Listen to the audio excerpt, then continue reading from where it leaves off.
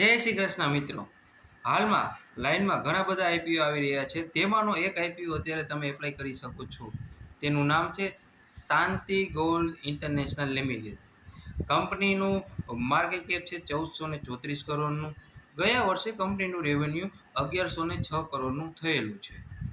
Company issue size લાવી રહી છે 360 કરોડ.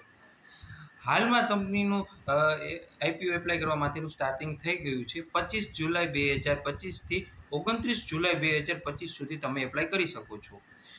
કંપનીનું કટ ઓફ પ્રાઇસ છે 189થી 199. કંપની અલાઉ કરી રહી છે 75 શેર.